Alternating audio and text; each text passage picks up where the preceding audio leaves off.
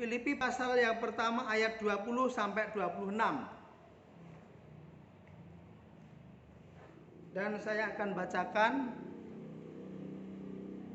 begini firman Tuhan, Filipi pasal yang pertama ayat 20 sampai ayat 26. Sebab yang sangat kurindukan dan kuharapkan ialah bahwa aku dalam segala hal tidak akan beroleh malu, melainkan seperti sedia kala, demikian pun sekarang, Kristus dengan nyata dimuliakan di dalam tubuhku, baik oleh hidupku maupun oleh matiku.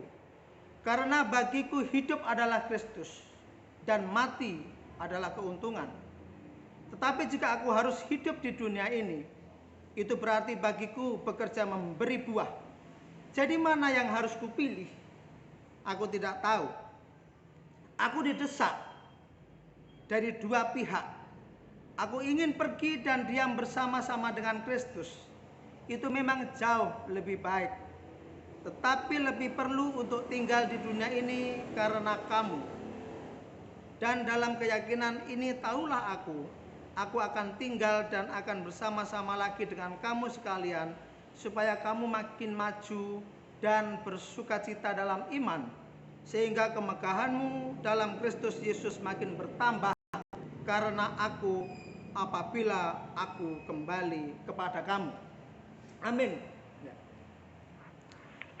Bapak, Ibu, Saudaraku yang dikasihi oleh Tuhan, ada peribahasa yang terkenal yang berbunyi bagaikan makan buah simalakama. Kalau dimakan, ibu mati. Tetapi kalau tidak dimakan, bapak yang mati. Ya. Peribahasa itu menunjukkan sebuah kondisi yang sangat sulit. Ya. Ada dua pilihan, tapi dua-duanya buruk. Ya. Kalau kumakan, ibuku yang mati. Tetapi kalau tidak kumakan, bapak yang mati. Ya. Kondisi ini serba sulit. Ke kiri salah, ke kanan salah. Maju kena, mundur kena. Tapi Bapak Ibu Saudara yang dikasihi Tuhan, bagi kita orang-orang yang mengasihi Tuhan, tidak mungkin kita akan diperhadapkan pada posisi keadaan bagaikan makan buah simalakama. Tidak mungkin kita akan berada pada dua pilihan yang dua-duanya buruk. Karena kita tahu ya, Alkitab, ya, saya akan bacakan, saudara tidak perlu buka karena nanti kita akan kembali ke Filipi tadi. Yang sangat terkenal itu dalam Roma pasal 8 ayat 28 dikatakan bahwa kita tahu sekarang bahwa Allah turut bekerja untuk mendatangkan kebaikan bagi kita, kebaikan bagi mereka yang mengasihi Dia, yaitu mereka yang terpanggil sesuai dengan rencana Allah. Ya, Allah turut bekerja mendatangkan kebaikan. Jadi sekalipun terlihat posisi kita serba buruk, serba sulit, serba jelek, tetapi ayat itu mengatakan bahwa Allah turut bekerja mendatangkan kebaikan. Jadi walaupun nampak jelek di mata orang, tetapi di dalam situasi itu Allah itu bekerja mendatangkan kebaikan. Maka saya katakan tidak akan pernah mungkin kita orang-orang percaya yang mengasihi Tuhan itu diperhadapkan pada dua pilihan yang serba buruk bagaikan makan buah simalakama. Kalau seperti bagaikan makan buah simalakama, iya. Kalau terlihat bagaikan makan buah simalakama, bisa jadi, ya. Tapi hanya sepertinya saja, hanya kelihatannya saja. Tidak mungkin kita benar-benar diperhadapkan pada dua keadaan yang serba buruk. Seperti yang dialami oleh Rasul Paulus, ya. Surat yang kita baca tadi adalah surat yang ditulis oleh Rasul Paulus ketika beliau berada di dalam penjara Filipi. Saat itu Paulus berada di antara hidup dan mati. Berkemungkinan Paulus mati di penjara bawah tanah itu. Berkemungkinan juga ia dijatuhi hukuman mati juga karena pelanggarannya berat ketika itu, memberitakan Injil, menyampaikan bahwa Yesus itu adalah Allah. Pada waktu itu di pemerintahan ketika itu pelanggaran yang cukup berat. Paulus bisa saja dihukum mati di dalam penjara itu. Kalaupun tidak dihukum mati, bisa saja Paulus membusuk di dalam penjara itu. Karena kalau kita pelajari penjara di Filipi sangat tragis, sangat sadis, ya, tidak berkemanusiaan, ya. Karena HAM belum diperjuangkan seperti zaman kita ini. Kalau penjara zaman kita ini sekarang jauh lebih manusiawi dibandingkan Paulus, ya, ada di dalam sebuah penjara di bawah tanah yang mengerikan. Ada banyak tikus, ya. Paulus ada di antara hidup dan mati. Tapi Paulus berkata, bagiku hidup adalah Kristus, mati adalah keuntungan. Dunia melihat nasib Paulus itu bagaikan buah simalakama, ya. Jika Paulus hidupnya juga ngeri-ngeri, ya. Karena kalau Paulus hidup, ya, misalnya dia keluar dari penjara, prinsip hidup Paulus itu adalah menggebu-gebu hidup bagi Kristus. Yang artinya kalau dia keluar dari penjara, dia tetap akan kembali memberitakan Injil. Dan itu artinya besar kemungkinan akan dikejar-kejar lagi oleh penguasa, ditangkap kembali, dicebloskan kembali, ya. Jadi hidupnya akan mengalami sebuah penderitaan dan penganiayaan, ya. Kalau kita pelajari kisah-kisah Paulus dalam Alkitab, ya, bagaimana dia banyak mengalami hidup yang penuh dengan sengsara, penganiayaan ketika melayani Tuhan, ya. Pernah Paulus dilempari batu oleh banyak orang, lalu ditinggal pergi karena dipikir Paulus sudah mati, ya. Dirajam batu sampai bersimbahkan darah, tergeletak di tanah, ya, nggak berdaya, ditinggal pergi karena mereka kira Paulus sudah mati. Tapi ternyata itu baru sekarat saja. Paulus juga pernah mengalami kelaparan, sering, ya. Jadi bukan hanya tidak berkelimpangan harta, mau makan pun sampai kelaparan Paulus alami, ya. Kalau Paulus hidupnya kok seperti itu, mengerikan, ya.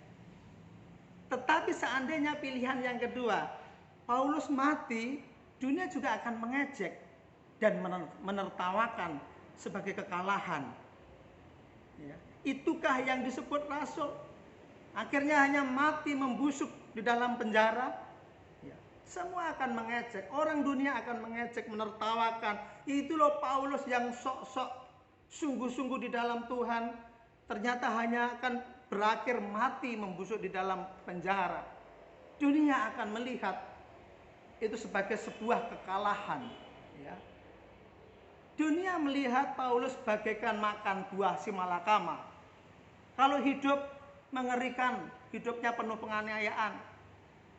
Tapi kalau mati, memalukan, jadi bahan ejekan orang, ya, sebagai kekalahan.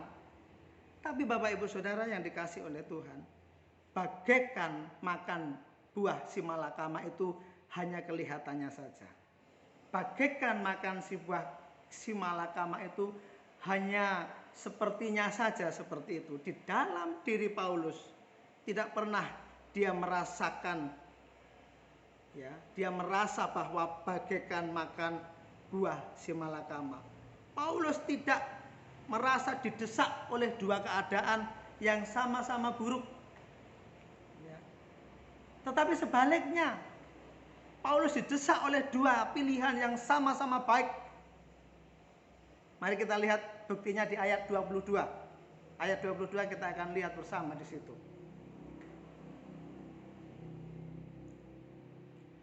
Begini firman Tuhan, tetapi jika aku harus hidup di dunia ini, itu berarti bagiku bekerja memberi buah. Jadi mana yang harus kupilih, aku tidak tahu.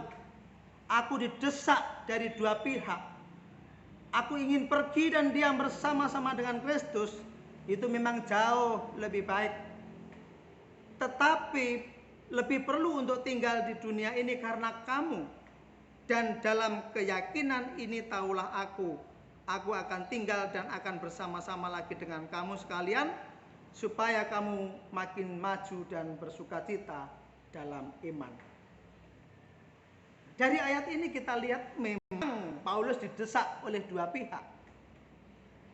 Memang Paulus didesak oleh dua pihak, ya, antara pergi atau mati sehingga bersama-sama dengan Kristus, atau tetap hidup dan tinggal bersama-sama dengan jemaat Tuhan supaya jemaat maju dan bersukacita di dalam iman, ya. Jadi memang Bapak Ibu Saudara, Paulus diperhadapkan pada dua pilihan. Tapi pilihan itu bukan dua-duanya buruk seperti yang terlihat di mata banyak orang. Tapi Paulus bingung mau pilih mana, karena dua-duanya baik. Aku ingin mati. Dengan begitu pergi dan diam bersama-sama dengan Yesus, kekasih hatiku, aku bisa melihat, bertemu tatap muka dengan Yesus yang aku kasihi, kekasih jiwaku. Kalau aku mati itu sangat baik bagiku, ya. Jauh lebih baik, karena memang aku sudah rindu untuk memandang wajah Yesus. Bisa tinggal bersama-sama dengan Yesus lebih nyata lagi dibanding penyertaan Tuhan di dalam dunia ini. Tetapi Paulus juga didesak keinginan yang lain untuk tinggal di dalam dunia ini, ya, karena jemaat memerlukannya supaya membawa dampak kemajuan dan jemaat bersukacita di dalam iman. Dua pilihan ini adalah pilihan yang sama-sama menggairahkan bagi Paulus. Pilihan yang sama-sama menyenangkan bagi Paulus. Kalau aku harus mati, itu lebih baik bagiku, karena aku bisa bersama-sama dengan Kristus, kekasih hatiku. Jadi mati pun menggairahkan, ya. Mati menggairahkan, hidup juga bergairah. Itu dalam diri Paulus, ya. Ada orang itu hidup segan, mati tidak mau, ya. Adakah di antara kita yang seperti itu? Pokoknya hidup males, rasanya tidak bersemangat untuk hidup, ya. Tetapi kalau mau mati, jangan dulu, jangan mati, belum mau mati dulu, ya. Banyak orang hidup segan, mati tidak mau, ya. Orang yang patah-patah semangat, orang yang hilang pengharapan, orang yang kecewa, ya, dia akan hidup segan tetapi mati tidak mau. Berbeda dengan Paulus. Paulus bergairah dua-duanya. Ketika dalam penjara diperhadapkan antara hidup dan mati, aku mati juga semangat, karena itu baik bersama-sama dengan Yesus Tuhan Allahku. Aku hidup, aku juga semangat. Kalau aku bebas dari penjara, aku hidup, aku semangat, karena dengan demikian aku akan membawa kemajuan jemaat, membawa mereka bersukacita dalam iman. Dua-duanya menggairahkan, ya. Ada orang kalau yang menganggap kalau berbicara tentang kematian itu pamali, ya. Jangan bicara tentang mati, ya. Ngomong yang lain lah begitu. Ya. Termasuk saya paling sering bicara tentang mati. Saya orang termasuk yang berbicara tentang mati, karena bagi saya mati itu adalah candaan saya, ya. Orang terlalu serius membicarakan tentang mati. Kalau saya itu candaan saja, ya. Bagi saya itu sesuatu yang bukan mengerikan dan yang harus terlalu ditakuti. Maka saya sering bertanda ketika saya rasa sakit flu saja, saya itu paling nggak bisa kalau sakit, ya. Saya agak anak manja, kurang lebih begitu. Saya sakit, kumpulkan anak-anak mama, semuanya suruh kumpul. Saya mau berikan pesan-pesan terakhir, langsung istri saya bungkam mulut saya ngomong begitu.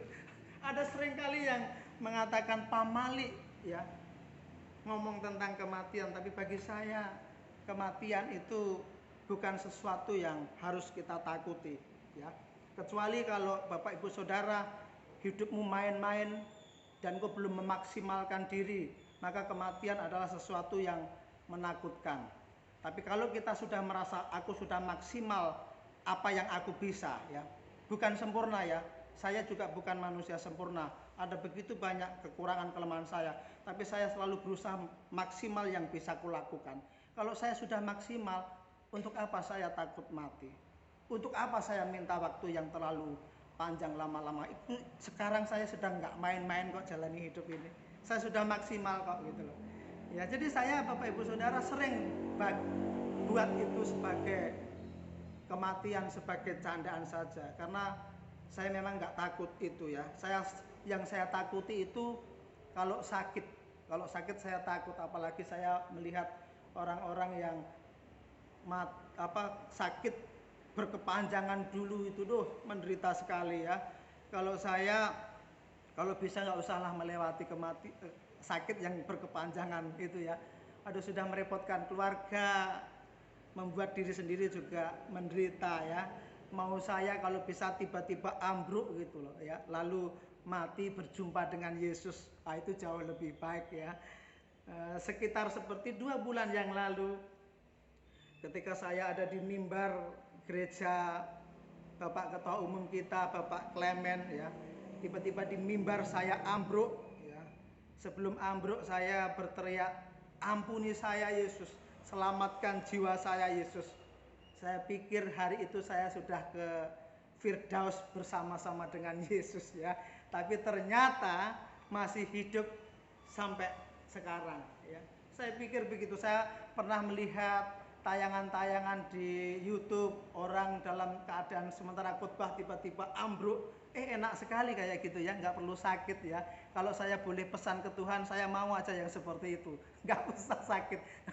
Karena bagi saya sakit menakutkan, tetapi kematian bukan sesuatu yang menakutkan, ya. Paulus santai saja menghadapi kematian itu. Kalau segera mati itu lebih baik, karena bisa segera bersama-sama dengan Kristus. Ya, kalau kita sudah hidup memaksimalkan diri, ya kematian itu santai saja kita hadapi. Ya, tidak perlu sempurna, karena kita nggak ada yang sempurna. Pastikan kita sudah memaksimalkan diri kita, sudah santai. Tuhan mau panggil hari ini juga, saya sudah maksimal kok. Ini kok yang bisa saya lakukan maksimal. Mau ditambah 5 tahun lagi ya hanya seperti ini kok bisa saya gitu loh. Ya.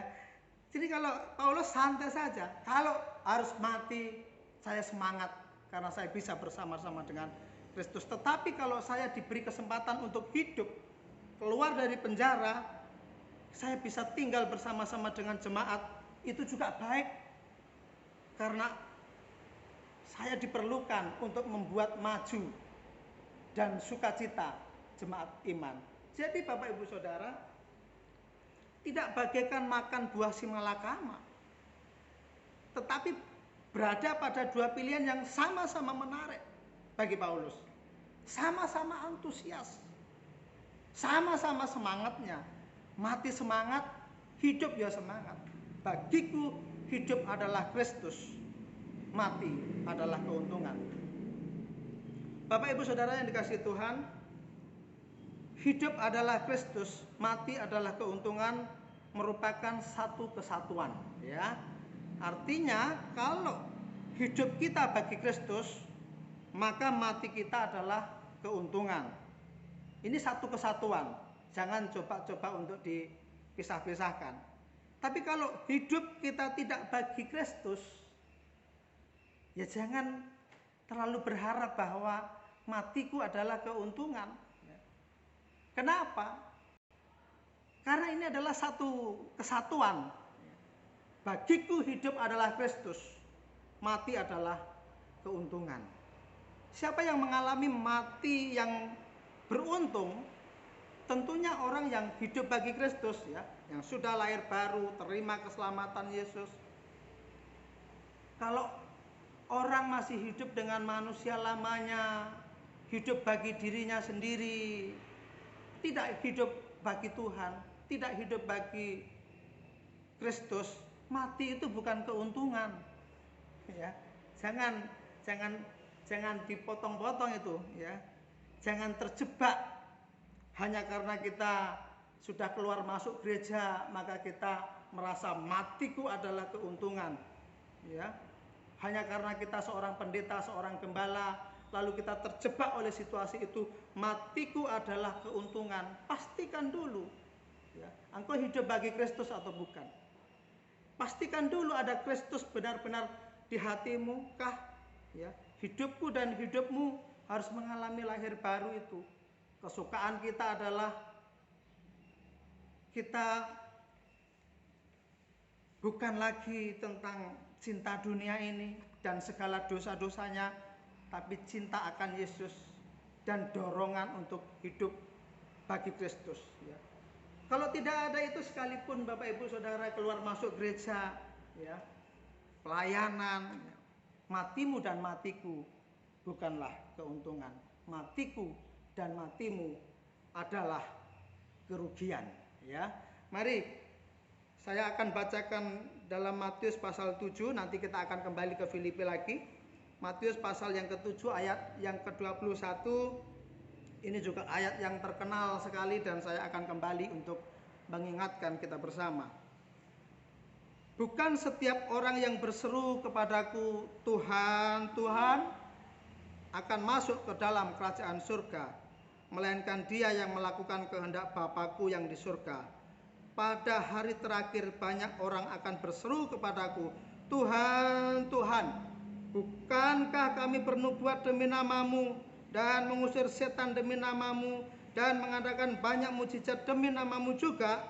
Pada waktu itulah aku akan berterus terang kepada mereka dan berkata, aku tidak pernah mengenal kamu, enyalah daripadaku kamu sekalian pembuat kejahatan. Bapak Ibu Saudara,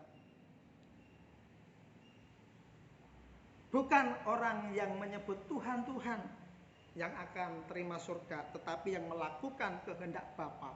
Artinya apa? Hidup bagi Bapa, hidup bagi Kristus, ya, melakukan kehendaknya, ya.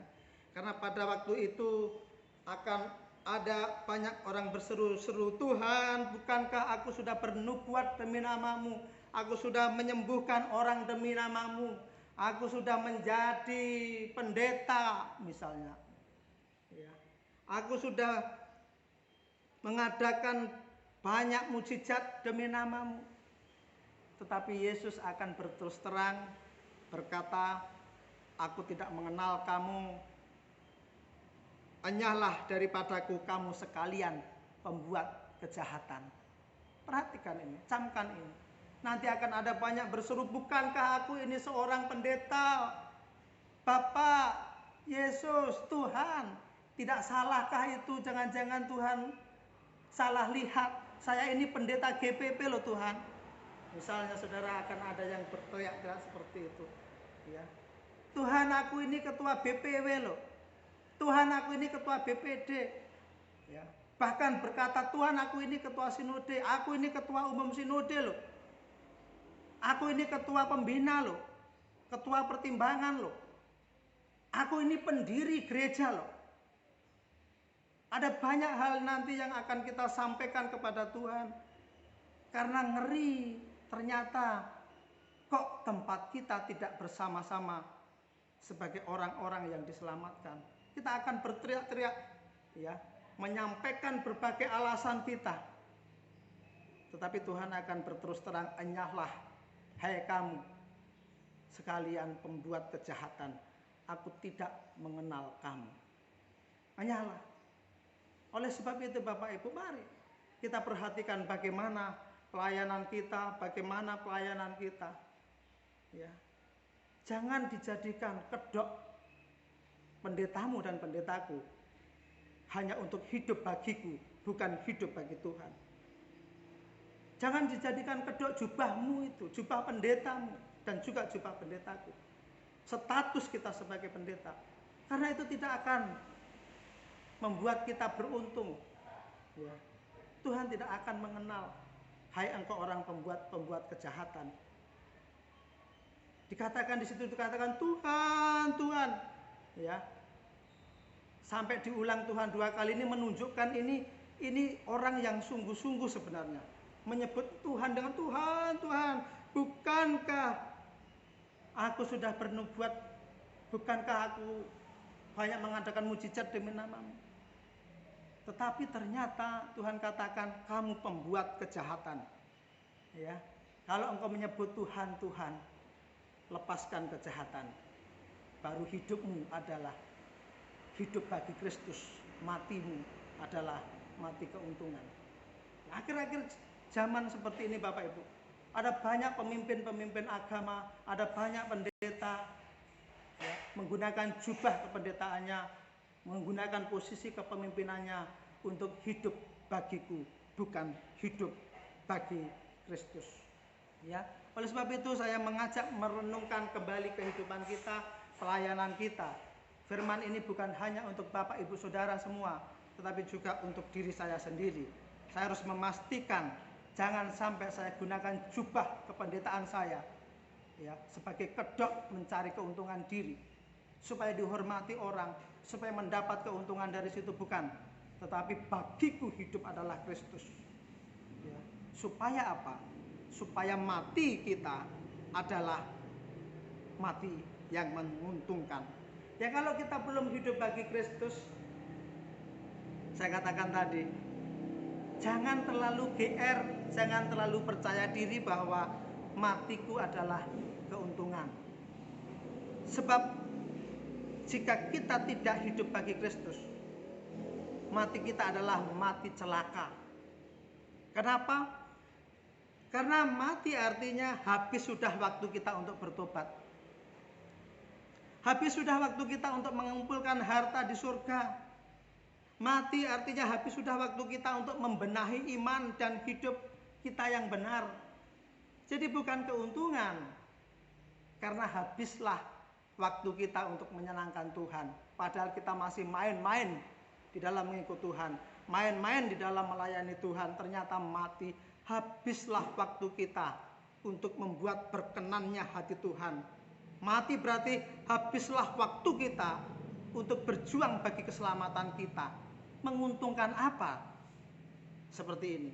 Merugikan sekali. Bagi yang tidak hidup bagi Tuhan. Merugikan sekali. Mati habis sudah kesempatan itu. Ya. Padahal Bapak Ibu Saudara, waktu hidup itu begitu singkatnya. Ya. Begitu singkatnya. Alkitab mengatakan 70 tahun atau 80 tahun saja. Singkat sekali. Walaupun ada sebuah puisi terkenal Khairil Anwar yang menulis, ya, aku mau hidup 1000 tahun lagi. Ya. Tapi hidup tidak mungkin akan selama itu. Jangankan 1000 tahun, ya. 100 saja sekarang sudah jarang sekali. Rata-rata 70 tahun. Ya, tinggal hitung sekarang umur Bapak Ibu berapa? Tinggal berapa tahun lagi kita punya kesempatan itu. Ya. Itu kalau beruntung sampai 70 tahun. Ada banyak kita bisa temukan orang-orang yang sudah dipanggil oleh Tuhan jauh di bawah 70 tahun. Mereka sudah mati. Ya. Karena mati tidak harus menunggu tua. Mati juga tidak harus menunggu sakit-sakitan dulu. Ya. Jadi jangan berpikir yang tua itu akan lebih duluan habis waktunya. Yang sakit itu akan lebih duluan waktu habisnya. Siapapun di antara kita tidak tahu sampai kapan kita punya kesempatan untuk menyenangkan dan hidup berkenan bagi Tuhan. Ya. Waktu ini sangat singkat. Waktu ini sangat singkat.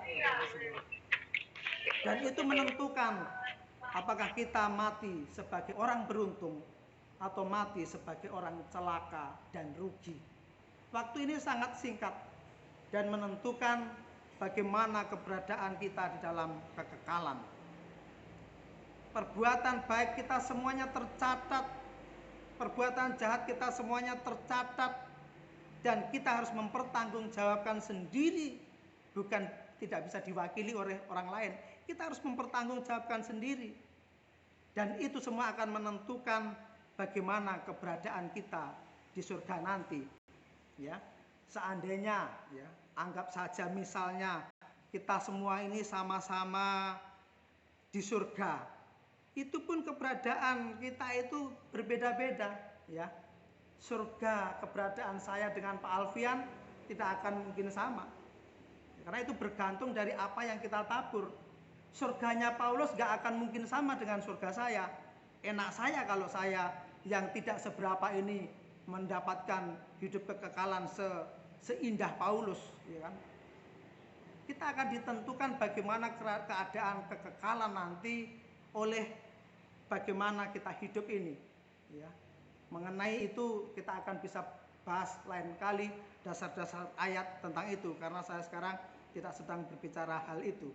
Tapi saya mau sedikit sampaikan, ya, jangan pikir ya yang penting masuk surga, tidak. Di sana nanti surga semacam apa yang kita akan bisa nikmati bergantung dari bagaimana kita menabur hidup dalam dunia ini, bagaimana kita menjalankan hidup dalam dunia ini. Oleh sebab itu kalau kita sadar betul bahwa kehidupan yang kita jalani ini menentukan bagaimana keadaan kita dalam kekekalan, maka kita akan menggunakan waktu ini sebaik mungkin, semaksimal mungkin yang akan kita bisa lakukan, ya. Kita akan berjuang segigih mungkin. Kenapa? Ya karena kita sedang memperjuangkan masa depan kita di dalam kekekalan itu, ya. Maka gigih kita harus melawan keinginan daging. Ya, kita harus berjuang gigih melawan dosa. Karena memang hidup ini adalah perjuangan, pertandingan antara menangnya keinginan daging atau menangnya keinginan roh. Ya kalau kita sadar betul bahwa hidup ini adalah waktu kita untuk memperjuangkan jiwa kita, maka kita tidak akan pernah sia-siakan, ya. Kita akan pergunakan sebaik mungkin. Nah, Bapak Ibu Saudaraku yang dikasihi Tuhan, sebenarnya setiap orang itu harusnya kita masuk neraka karena memang sudah jatuh dalam dosa, ya. Dosa upahnya maut, ya. Tapi kita bersyukur bahwa Yesus datang menolong kita, Yesus datang menyelamatkan kita, Yesus menggantikan kita, hukuman kita di atas kayu salib, ya. Dia melakukan karya yang begitu besar sehingga saudara dan saya beroleh keselamatan itu, ya. Oleh sebab itu saya selalu sampaikan dan saya katakan kepada Yesus, ya, terima kasih Tuhan, Engkau begitu sangat baik. Yang seharusnya saya ini mati, tetapi Yesus di atas kayu salib, Engkau sudah menggantikan kematianku, ya. Saya selalu mengaminkan, Yesus, Engkau baik, ya. Kematianmu itu seharusnya aku yang alami, tapi di atas kayu salib itu Engkau sudah mengambil hukumanku, ya. Saya selalu mengaminkan itu, ya.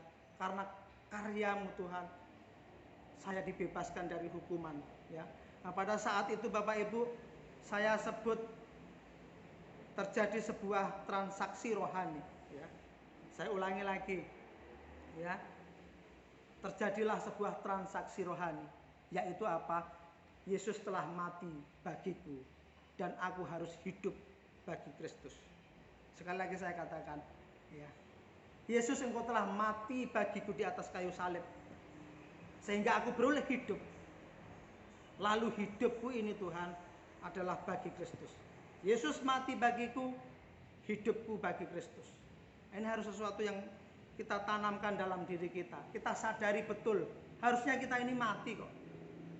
Kalau bukan kebaikan Yesus, harusnya kita kok yang dihukum. Tapi Yesus sudah mengambil hukuman kita, menanggung yang kematian kita itu, sehingga kita beroleh hidup. Seharusnya tidak ada satupun yang pantas untuk hidup, karena upah dosa adalah maut. Manusia sudah jatuh dalam dosa. Tapi mari kita sadari, kalau Yesus sudah mati bagi kita, maka tidak bisa tidak hidup kita ini adalah bagi Yesus, ya. Ini moto Rasul Paulus ini begitu indah Bapak Ibu Saudara. Apalagi kalau Bapak Ibu Saudara punya waktu untuk merenungkan lebih dalam lagi, begitu dalam sekali maknanya. Bagiku hidup adalah Kristus, mati adalah keuntungan, ya. Walaupun ini tidak mudah, ya. Untuk menjalankan itu tidak mudah, ya. Hidup bagi Kristus itu penuh dengan perjuangan, karena itu artinya hidup penyangkalan diri ya. Manusia itu kan cenderung untuk bagiku hidup adalah aku. Nah, ini kan kita semua kan begitu cenderungnya. Hidup itu tentang aku. Hidup itu tentang nama besarku. Hidup itu tentang kesenanganku. Hidup itu tentang kebahagiaanku. Ya, hidup itu tentang keluargaku. Dunia di sekitar kita motonya seperti itu ya. Hidup itu tentang aku. Ya. Dan moto yang ada di dunia itu begitu mempengaruhi kehidupan kita. Ya, yang ada di sekitar kita kan seperti itu. Hidup itu ya tentang nama besarku, tentang kesenanganku, tentang keberhasilanku, ya, tentang kebahagiaanku. Dan itu mempengaruhi kita. Untuk kita pun juga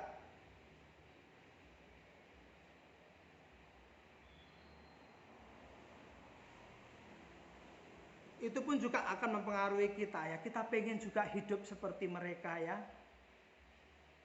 Sehingga ketika kita mempraktekkan moto bagiku hidup adalah Kristus, ini sebuah penyangkalan Bapak Ibu Saudara. Ini tidak sesuai dengan kemauan hati kita ya.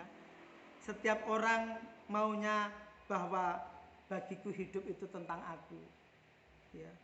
Tetapi kita perlu menyangkal diri untuk kita bisa bagiku hidup adalah Kristus.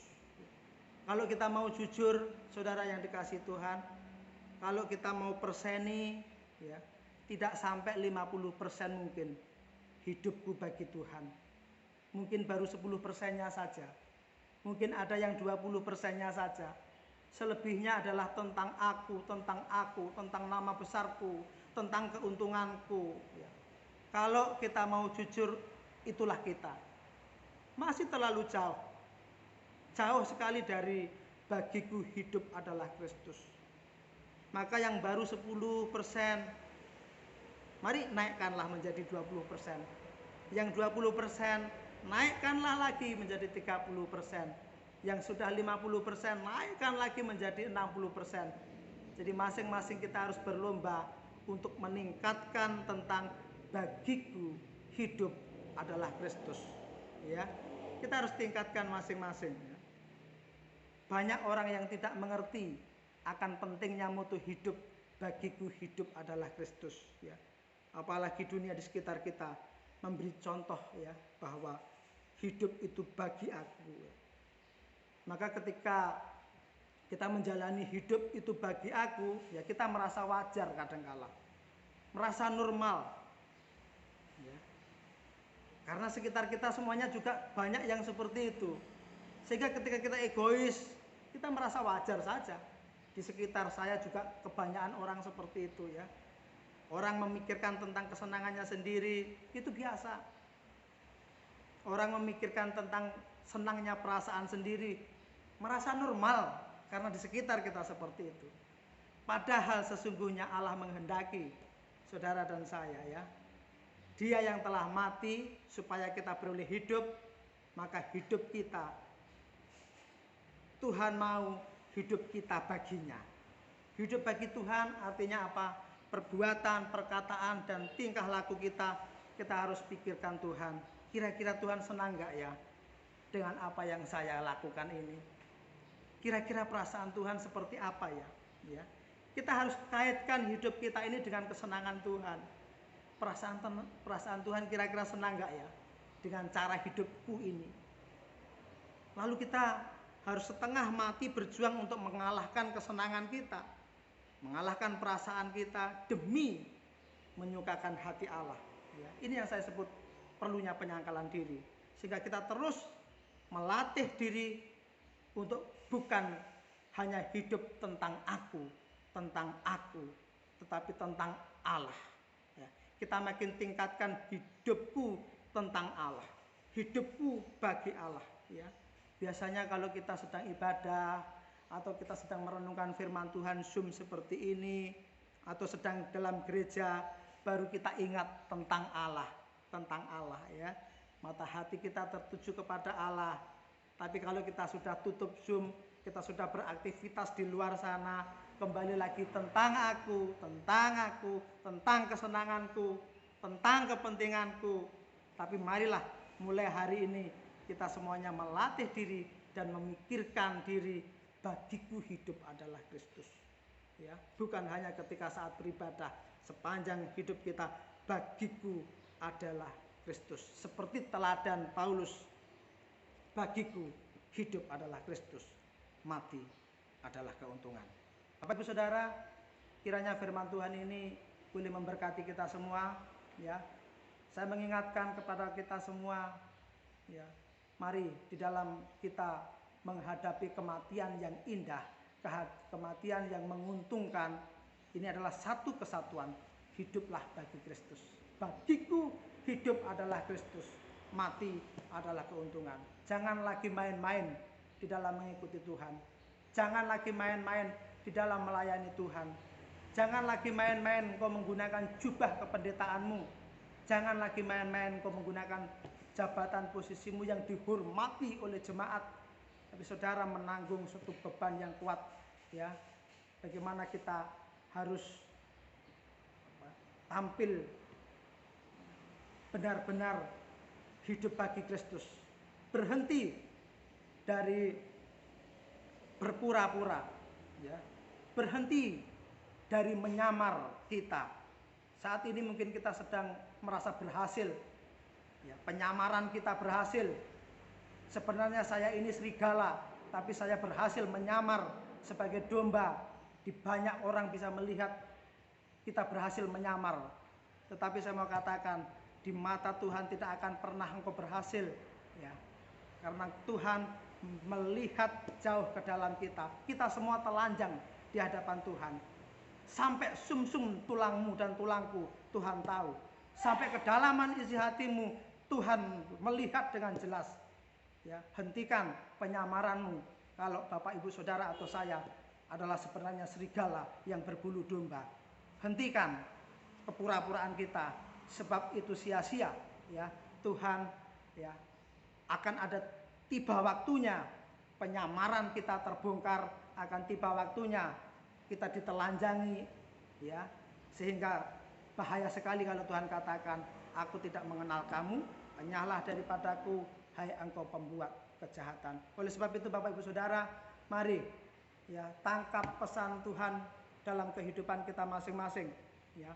Mari kita lebih sungguh-sungguh dalam Tuhan, ya. Berhenti menyamar, tetapi mari kita menjadi hamba-hamba Tuhan yang lebih hidup bagi Kristus. Karena kalau kita hidup bagi Kristus, mati kita adalah keuntungan. Terima kasih, kiranya boleh memberkati firman Tuhan.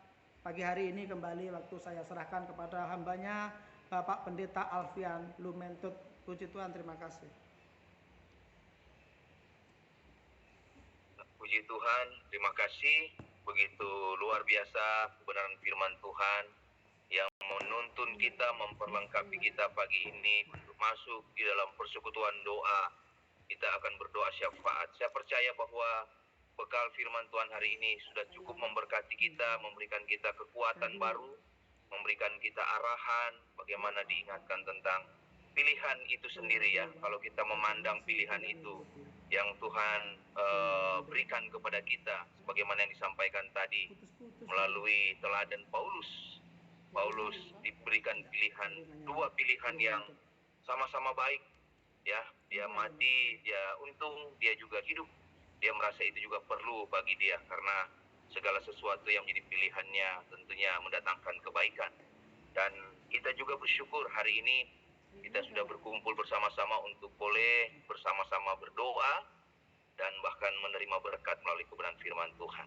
Kita lanjut, akan ada penguatan firman Tuhan yang disampaikan oleh Bapak Ketua Sinode, Bapak Pendeta Clemens, untuk memberkati kita melalui penguatan firman Tuhan yang sudah disampaikan oleh hamba Tuhan.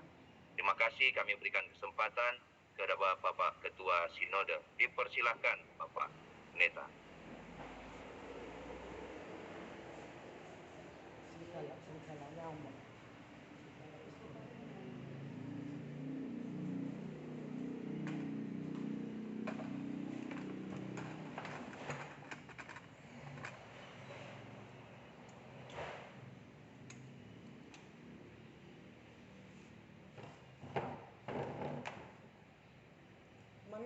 hijau mana? Ya, permisi, mohon maaf Pak Ketua, suaranya tidak keluar Pak. Enggak apa-apa, enggak mana jas hijau?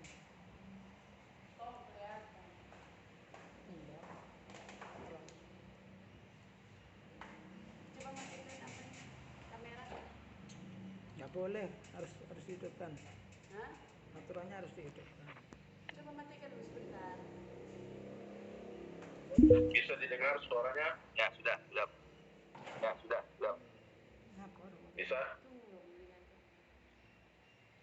nggak menghormati loh, Mam. Menghormati apa toh? Ya, puji Tuhan. Kita mengucap syukur untuk kebenaran firman yang baru saja disampaikan oleh hamba-Nya sebagai orang kepercayaan Tuhan yang menyampaikan firman lewat menara doa Gereja Bethel Papua secara nasional. Sebagai satu tanggung jawab yang besar, firman Tuhan telah memberikan arahan sekaligus membentuk kita untuk hidup mempunyai moto di hadapan Tuhan, bahkan di hadapan jemaat dan di Gereja Bethel Papua. Topik khotbah pada hari ini berkalian dengan tema khotbah yang disampaikan oleh hambanya adalah moto hidup.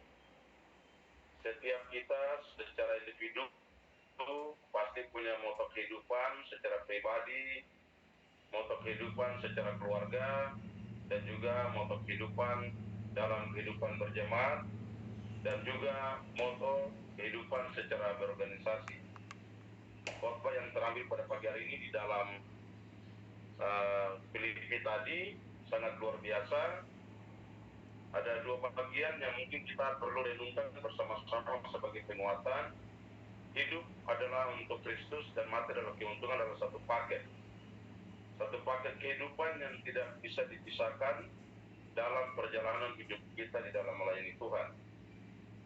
Nah, maka berkalian dengan satu paket itulah orang-orang yang hidup untuk Kristus adalah orang-orang yang benar-benar mengalami kepenuhan Kristus di dalam pribadi hidup mereka, ke gereja pun juga.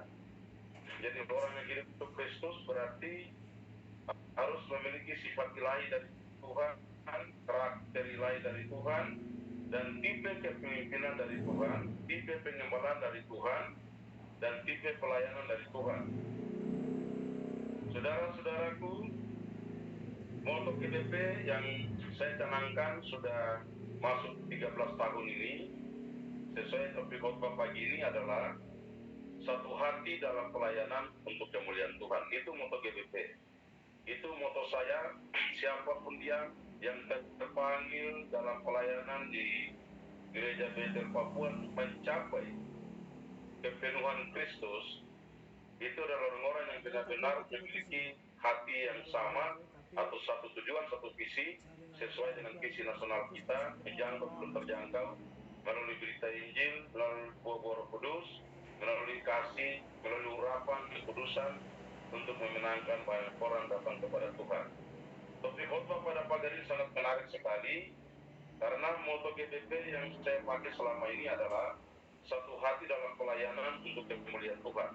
Sebagaimana disampaikan tadi, bahwa bagiku hidup adalah Kristus, mati adalah keuntungan, satu paket. Berarti di visi kita secara nasional, moto kita, siapapun dia dari suku manapun, entah dari Kalimantan, dari Sulut, dari Papua, dari Toraja, dari daerah manapun, ketika kita dikumpulkan untuk mencapai dua paket tadi, kehidupan tadi, kita harus satu hati.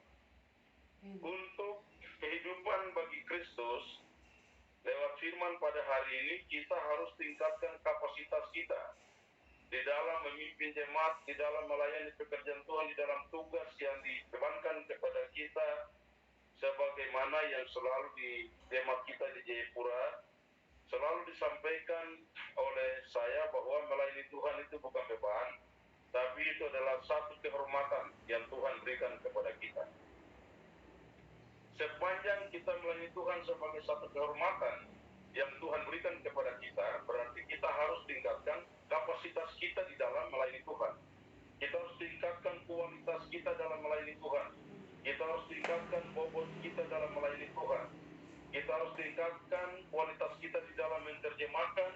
isi daripada kebenaran firman Tuhan kepada banyak orang. Bisa digarisbawahi moto GBP tadi. Dan kemudian bagian yang kedua dari moto GBP adalah ketika orang hidup bagi Tuhan, berarti orang-orang itu sangat dipercayakan oleh Tuhan untuk melakukan kehendak Bapa di surga. Seperti hambanya tadi katakan itu. Orang yang melakukan kehendak Bapa di surga adalah orang-orang yang memang hidup dalam kekudusan, hidup dalam kebenaran, hidup sesuai dengan kehendak Tuhan. Ketika kebenaran itu tinggal di dalam kita, maka kebenaran itu akan eksekusi ketidakjujuran, ketidakadilan. Kebenaran itu akan mengeksekusi dosa keluar dari hidup kita. Kebenaran itu akan eksekusi pertikaian, kebencian, salah paham akan pergi dari lingkungan gereja Bethel Papua. Oleh sebab itu, hidup bagi Kristus adalah orang-orang yang memang dipilih, dikhususkan oleh Tuhan dengan tatapan Tuhan, dengan kehendak Tuhan, mencari dan menemukan orang-orang yang benar memiliki kehidupan seperti yang disampaikan oleh firman pada pagi hari. Sehingga mereka itu dikatakan hidup bagi Kristus, berarti di dalam kehidupan bagi Kristus tidak ada lagi yang lain dikerjakan. Melakukan kehendak Bapa di surga adalah makanan pokok bagi setiap hamba Tuhan yang melayani pekerjaan-pekerjaan ilahi, melayani perkara-perkara yang lain dalam gereja di Papua. Untuk berdiri di dalam wilayah ini, dalam ranah ini, membutuhkan orang-orang yang benar, memberikan waktu pelayanan fokus bagi Tuhan. Tidak bisa berada pada posisi lain.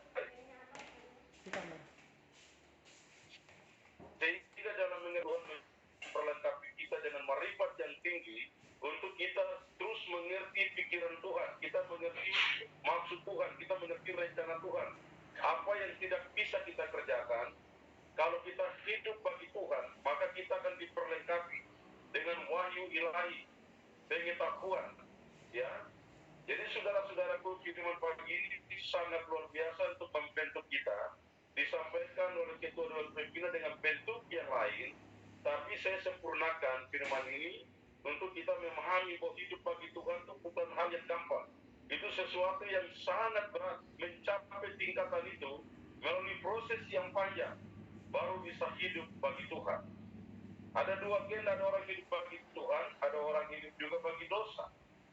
Ini perlu kita harus telah baik. Kita bersyukur karena kita dipilih dari suku bangsa kita, dari daerah kita, dari keluarga kita, menjadi orang-orang yang hidup bagi Kristus. Oleh sebab itu, di dalam kehidupan bagi Kristus yang perlu kita simak dan kita jaga baik, ketika kita hidup bagi Kristus berarti kita dipilih dari tengah keluarga kita menjadi orang kepercayaan Tuhan. Kalau ketika kita menjadi orang kepercayaan Tuhan, maka Tuhan akan memberikan satu kehormatan kepada kita di dalam menduduki tugas dan pelayanan kita sebagai pendeta pembantu, pendeta muda, penginjil, pendeta penuh, duduki jabatan dari pusat sampai daerah secara organisasi. Oleh sebab itu, lewat penyampaian khotbah pada pagi hari ini, untuk hidup bagi Kristus, syarat yang pertama, harus jadi orang kepercayaan Tuhan Yesus. Yang kedua, secara organisasi, harus jadi orang kepercayaan Gereja Bethel Papua. Sehingga rahasia-rahasia firman dibukakan di akhir zaman. Sehingga marifat itu semakin diperlengkapi kepada kita. Tuhan memberikan kita ketajaman berpikir yang luar biasa, rema yang luar biasa. Dengan prinsip saya dalam kehidupan pelayanan selama 34 tahun adalah tidur dengan visi, bangun dengan visi, berjalan dengan visi, melayani dengan visi, bekerja dengan visi. Kalau semua itu kita kerjakan dengan takut sungguh-sungguh kepada Tuhan, maka apapun yang kita kerjakan selalu ditolong, diberkati oleh Tuhan. Saudara-saudara terkasih dalam Yesus Kristus, saya catat beberapa hal yang berkaitan dengan topik khotbah dari hambanya pada pagi hari ini, yaitu moto kehidupan. Maka moto GDP adalah satu hati dalam pelayanan untuk kemuliaan Tuhan, dan berikut, jadilah orang kepercayaan Tuhan. Kalau jadi orang kepercayaan Tuhan, apapun yang saudara hadapi dalam pelayanan besar atau kecil, tantangan apapun hebat atau tantangan biasa-biasa saja, susah atau senang, kaya atau miskin, menderita atau senang, semuanya Tuhan akan memperlengkapi saudara karena engkau jadi orang kepercayaan Tuhan. Orang kepercayaan Tuhan diurus baik-baik oleh